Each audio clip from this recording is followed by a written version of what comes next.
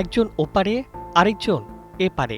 পঞ্চগড় সীমান্তে এক বাংলাদেশি বৃদ্ধকে ভারতীয় সীমান্তরক্ষী বাহিনী বিএসএফ আটক করার অভিযোগের জেরে তৈরি হয়েছে নতুন উত্তেজনা।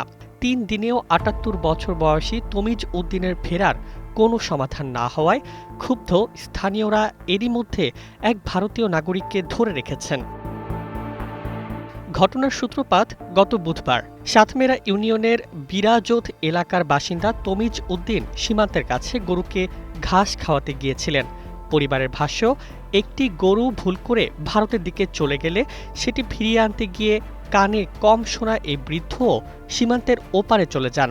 এরপরই তাকে বিএসএফ আটক করে নিয়ে যায় বলে অভিযোগ। স্থানীয়রা বিষয়টিকে বিজিবিকে জানানোর পরও কয়েকদিন ধরে তমিজ উদ্দিনের কোনো খোঁজ না মেলায় এলাকায় ক্ষোভ বাড়তে থাকে। এরই মধ্যে শনিবার সকালে সীমান্ত সংলগ্ন এলাকা থেকে এক ভারতীয় নাগরিককে আটক করেন স্থানীয়রা।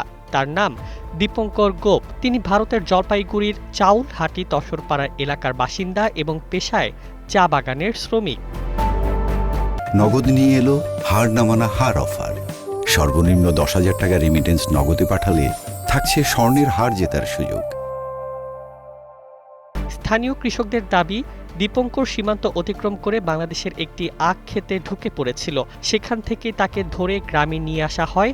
স্থানীয়দের সাফ কথা, তমিজ উদ্দিনকে নিরাপদে ফিরিয়ে না দেওয়া পর্যন্ত দীপঙ্করকে আইনশৃঙ্খলা রক্ষাকারী বাহিনীর কাছে হস্তান্তর করা হবে না। বিজিবি জানিয়েছে, বিএসএফ এর পক্ষ থেকে দাবি করা হয়েছে তমিজ উদ্দিন সীমান্তের কাঁটাতার কাটার ঘটনায় আটক হয়েছেন এবং পরে তাকে পুলিশের কাছে হস্তান্তর করা হয়েছে। তবে বৃদ্ধের পরিবার ও স্থানীয়দের বক্তব্য, ঘটনাটি গরু ফেরত আনতে গিয়ে অনিচ্ছাকৃতভাবে সীমান্ত পার হওয়ার সঙ্গে সম্পর্কিত। পরিস্থিতি নিয়ন্ত্রণে শনিবার বিকেলে মাগুরমারি সীমান্তে বিজিবি ও বিএসএফ এর কোম্পানি কমান্ডার পর্যায়ে পতাকা বৈঠক হয়, কিন্তু সেখানেও মেলেনি তাৎক্ষণিক সমাধান।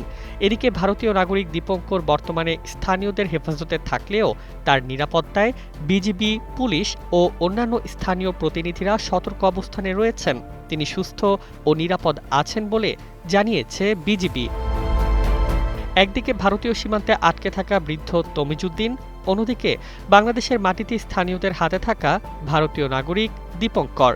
দুই ঘটনাকে ঘিরে সীমান্তে এখন টান টান পরিস্থিতি।